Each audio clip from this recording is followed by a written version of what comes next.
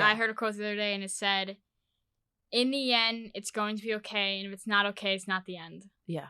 And I think that's a big thing. Yeah. Just to, like, let it go. Yeah. You gotta keep moving forward.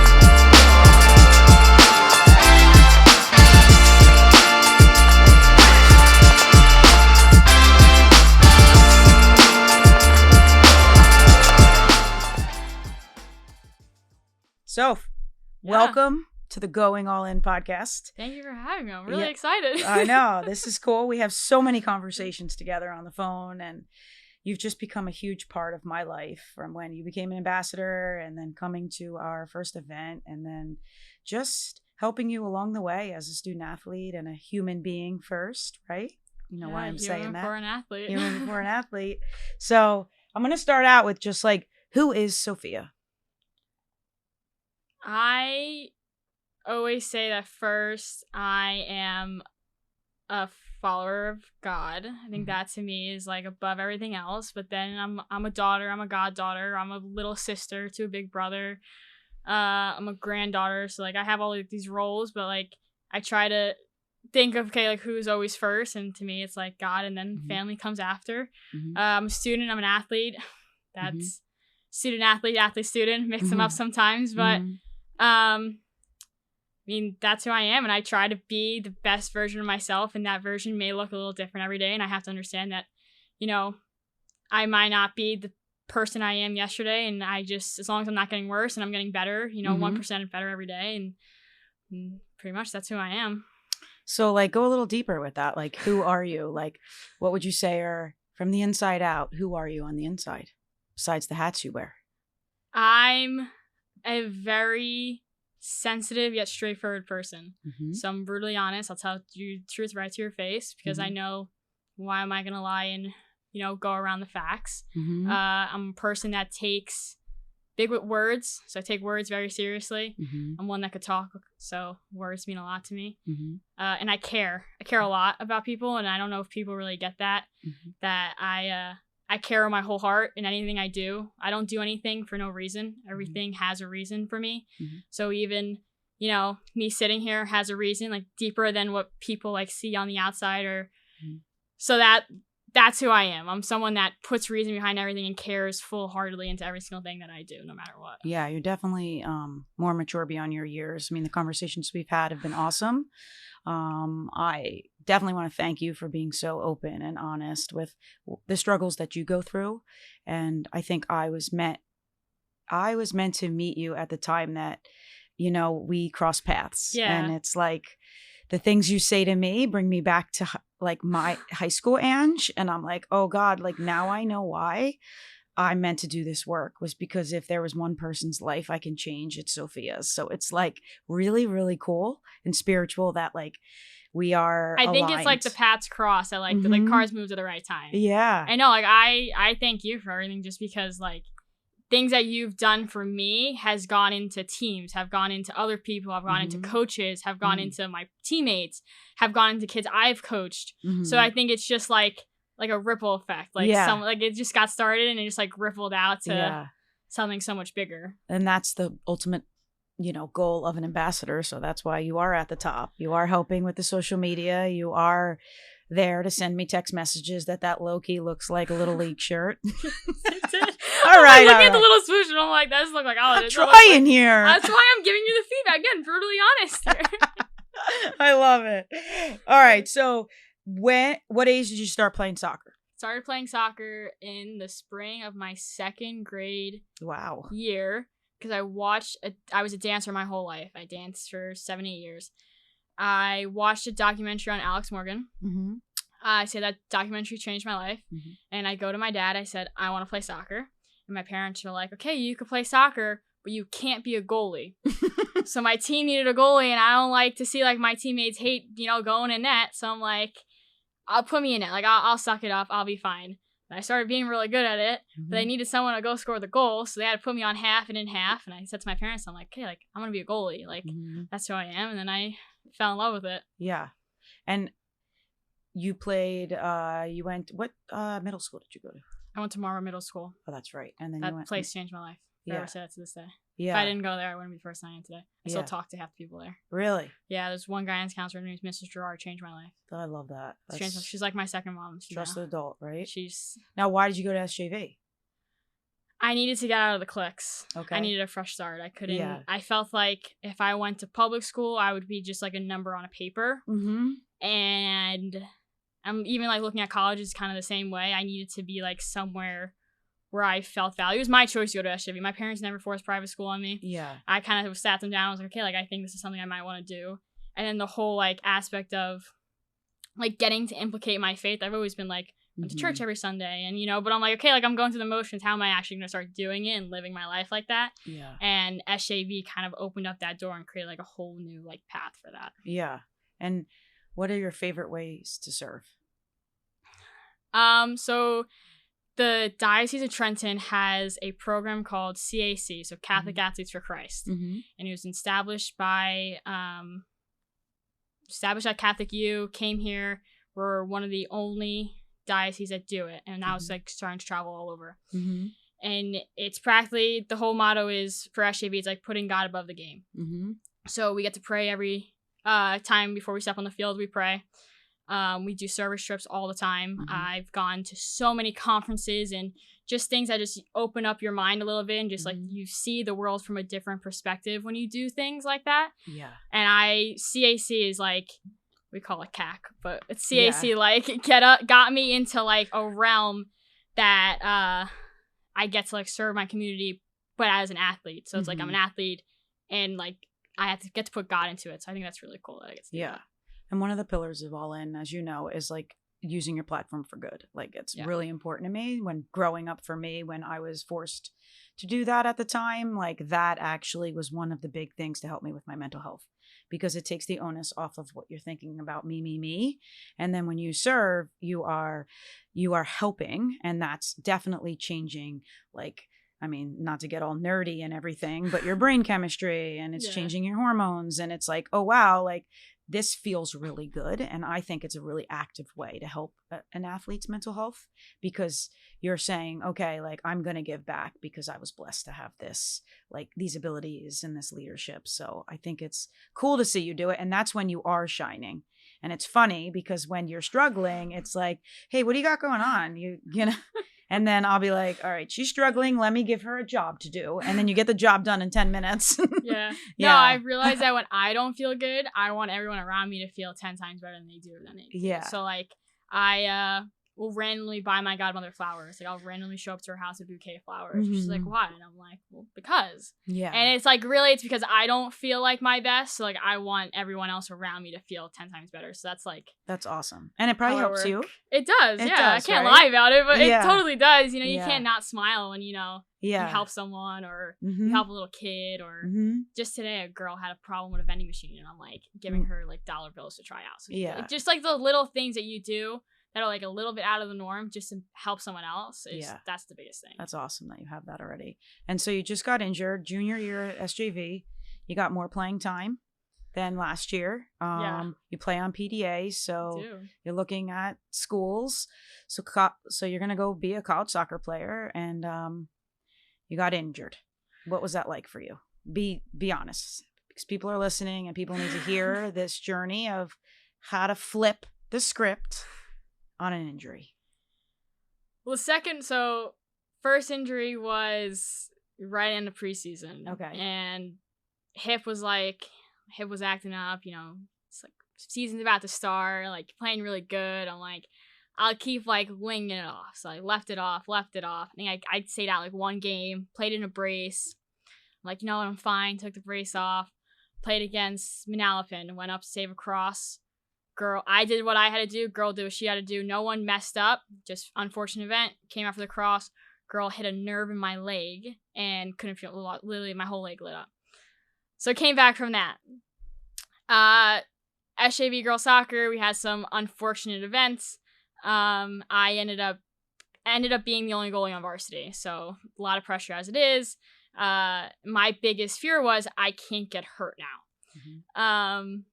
Down at Central Regional, go out for another cross.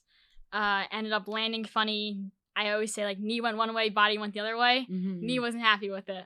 And I got up, and I could hear my dad being like, she's not okay, she's not okay. Because my face changes, my body changes when I get hurt. And I'm, like, moving my knee, and I'm saying to myself, I'm like, this is not good. Like, something's wrong. And I, like, literally just shut my brain off. Like, that was, like, I didn't think. Like, literally could not, like, completely stop thinking about everything. Stop thinking about the score of the game. And I'm like, okay, like, I have to actually focus because there's no one else that's on me. Like, this is me. Like, what am I going to do about it? That's my whole saying this year was, what am I going to do about it? And I played on a partial tear of my meniscus, my MCL, and my patella tendon. And it's, like, it sounds really bad. I'm back in, like, 2 weeks, a week and a half now. And they're like, so, like, you're fine. But it's like, I haven't been able to play soccer for 3 weeks. And it's like, when you play soccer every single day and you work so hard since July to win a state championship and win a short conference championship, and then you don't win a short conference championship, you don't win a state championship, you get knocked out of both. And it's like a gut punch. That's what it was. It was like a gut punch. It was like reality checking me in and being like, okay, you're done. And, you know, now, like, I'm just focused on PDA season. We start up in 2 weeks and got those games scheduled, traveling a lot this year, going to Italy next year. So, like, I know I'm going to be okay in the end. It's just, like, got to get through, like, this little, like, well, it's hard to deal with in a 16-year-old brain. To, you know, manage all those emotions. But I think you put the time in, you know, and with your mental health, with God, with everything that you got to do to know that everything happens for a reason. You know, you're definitely better talking about it now than when it first happened. I was like, oh my gosh. You know best. Yeah, exactly. And I think it was one of those moments that I was like, all right, either I'm just going to, like, coddle her, or I'm going to be like, let's go. And I think I went with let's go. Yeah, I got the tough love a little bit. That's you okay. did get a little I tough need love. Tough love sometimes. Yeah. And I was like, I just want to make sure you know that, like, you know, you're going to look back and what you have to give and how successful you're going to be because of your heart and your compassion and the way you want to serve others is so much more than an athlete. And you're, yes, as a 16-year-old, and that's definitely your coping mechanism is soccer and how you define yourself. But as you grow and as we work more together, like, you're going to learn that, you know, there's a whole world out there, that this is just a small piece of it, and you're going to take what you can from it. And I think you're figuring that out. I learned to fulfill, like, a different role. Like, even just, like, it wasn't like I was completely not, like, taken off of soccer. Like, it wasn't like I was sitting at home every day staring at a wall. Like, no, like, I was still with my team. I went to every practice. I went to every game. Like, I was sitting there, but I was sitting next to another teammate that was injured. And I'm like, okay, like, we got to step up. Like, I'm now, like, a cheerleader there. Like, I have to support. I have to, player makes a bad play, I'm there cheering them on. I'm allowed, you could hear me from a mile away when I'm on that field. So it's like, I took that role of, okay, like, now I'm going to, like, support my team in any way I can, even if that's not playing on a field. Because even if I'm not in net, if I'm not, you know, ball running, if I'm not a sub, I could still have an impact on my team. And I think that's where I kind of, like, that, I think that's what helped me the most was, like, I was able to, like, for these past couple, I think it was like 2-3 games, I was able to still, like, support and help my teammates in, like, a bunch of different ways. I think that, like, kept me sane. So as I'm talking to you, we're going to talk about resilience, obviously, because that's obviously what you need. Braces says resilient. I love that. And one of the 3 things I say about resilience is you've already spoken about it in your own way. Focus, which you've changed your focus to be able to bounce back and know what you have ahead of you. Your perspective shifted to know, okay, I'm not playing on the field, but I do have a role in this team. And then, you know, the last thing is just the connection, like you establishing your connections to the people that helped you through this. So what I love about you is you're not afraid to reach out. No. And that's really important. Some people are very isolated. Some people want to handle it all by themselves, but you don't. So when you define resilience, what would you say resilience is? To me, being resilience is not, I don't want to say not backing down, but like, it's like the famous quote was like, it's not about how many times you get knocked down, it's about how many times you get up.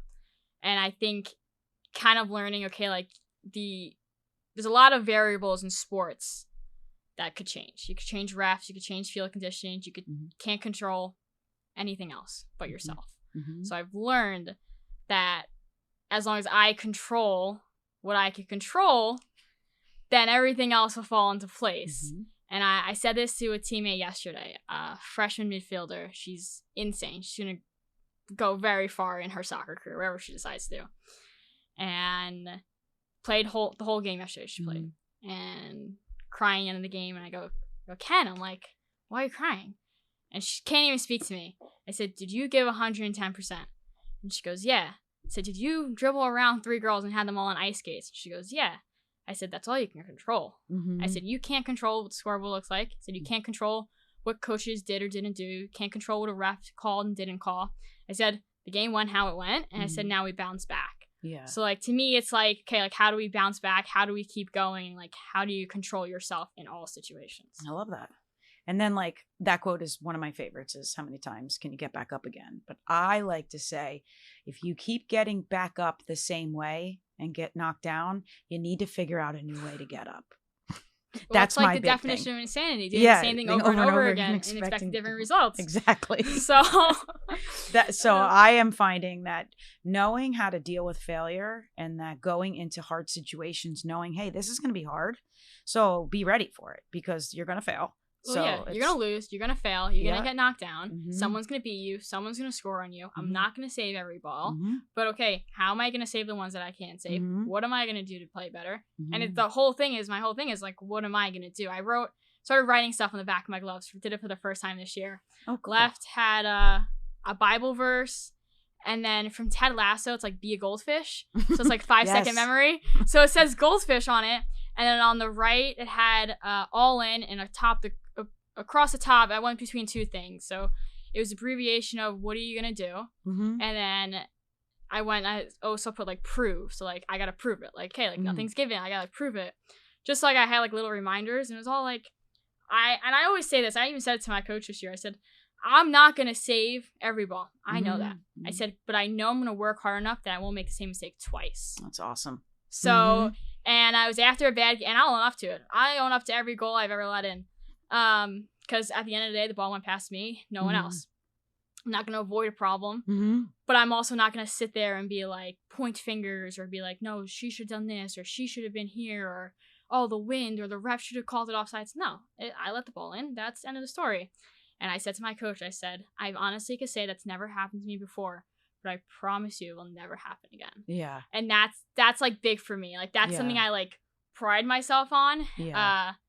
Just because that's like, I always want to be getting better. Like, if you're staying stagnant, you're not getting better, and you're doing the same mistakes over and over again, there's a problem. And that, again, definition of going insanity. Same thing. Okay. 100%. So what would you're going into your senior year, you're going to have a lot of, leadership role. Like, really, what are some things that you're going to bring into the team culture that you want to make sure happens?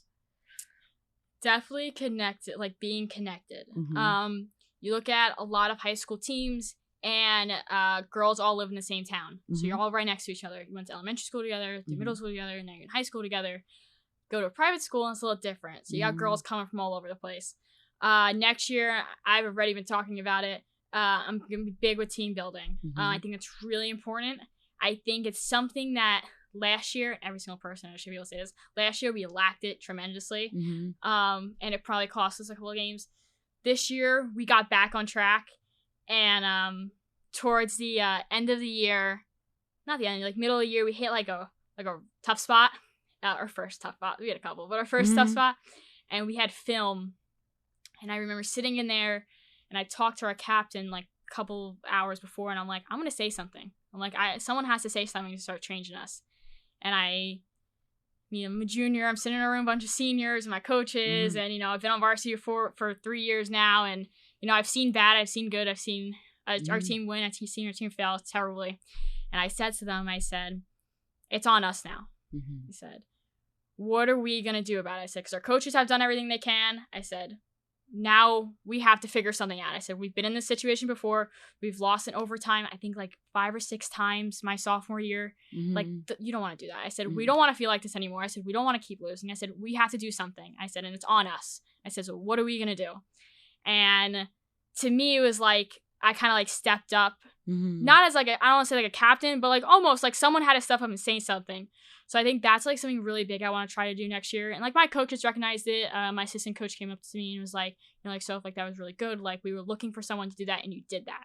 So like I don't want that chair to be unfilled or that conversation to be unsaid. Like we need to have the tough conversations. We need to say it to each other's face. We need to own up to our mistakes.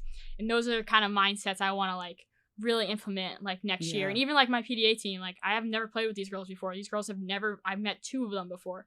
So it's like, okay, like I need to go in and set a precedent. Like I'm here to play and like we're going to support each other and like kind of not change the dynamic, but set a new precedent, because a lot of these girls don't know what sports psychology is or the whole mindset game. I just did a presentation on sports psychology. I actually got 100 on it. Yeah, I got 100 on it. I talked about it all in actually. I talked about you. Yeah.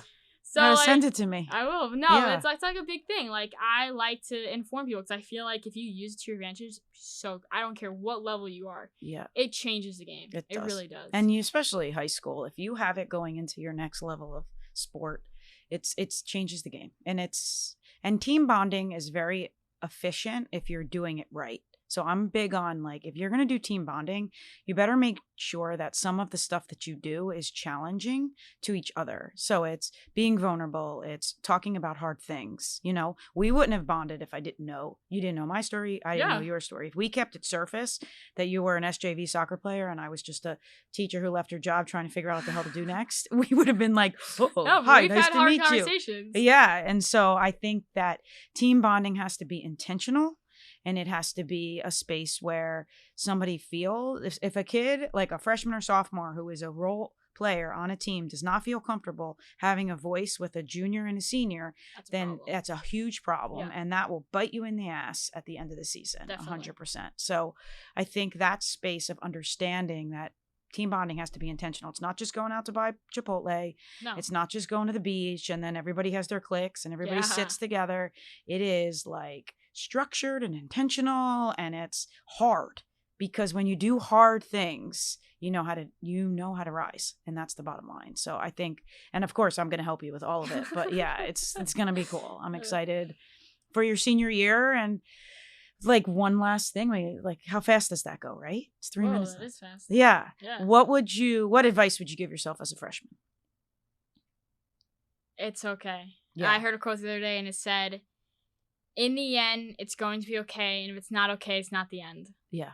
And I think that's a big thing. Yeah. Just to like, let it go. Yeah. You got to keep moving forward. Because you sit there and you dwell in the past for too long or sit there and worry. That was a big thing. And that I have people, like I went into SJV thinking that I had really good connections with my guidance counselors, really good connections with my teachers in middle school. And I'm like, I'm never going to have that again. And now I look back and I'm like, me and my guidance counselor are extremely close, love her to death. And I have people, like it's going to be okay. Yeah. Like in the end, it's going to be okay. Yeah. And I think little freshman me would appreciate me saying that now. Yeah. That's cool. And use your resources. Like that's a big message, especially for a high school kid like you. And I'm hoping other high school students are listening, that you have resources. You don't have to go through it alone, and you're not different or weak if you need to talk about it. Like I get a lot of, I'm fine, I'm okay. And they're not. And it's obvious, right? But if you do deal with it, then you have the strategies to be better, because no athlete is just going to beat you on physical. It's going to be their mental game is going to beat you. 99% mental, 1% physical. 100%. Do you like memorize quotes? Because you're really good at it. I spiel them right off. You do? They're right off the top of my head. I can recite Bible verses and just like really just grow. Yeah. I really try, and then I think it's because I'm getting old. Yeah. Or I just memorize my own quotes now. My favorite Bible verses. Yeah. For I know the plans I have for you, says the Lord, plans to prosper and not harm you, plans to give you hope in the future. Love it. All right, so we can end with a Bible verse, which would be fitting, but I want to know what all in means to you. All in means Oh my God. So I've asked probably 700 people this question before for social media, and I've always like, oh, this. All in means putting your heart into it and knowing that if you can't give 100% all the time, that's okay. Mm-hmm. Because your 100% looks different every single day, and that's what being all in means. Yeah. To me. Again, another ambassador, another person in our community to know that it doesn't mean going 1,000 miles an hour. It's also being able to do what you can with every part of you. Yeah. Awesome. Well, thanks. Thank you. Yeah. This was fun. Yeah, it's cool, right? You're good. I could have talked to you for hours.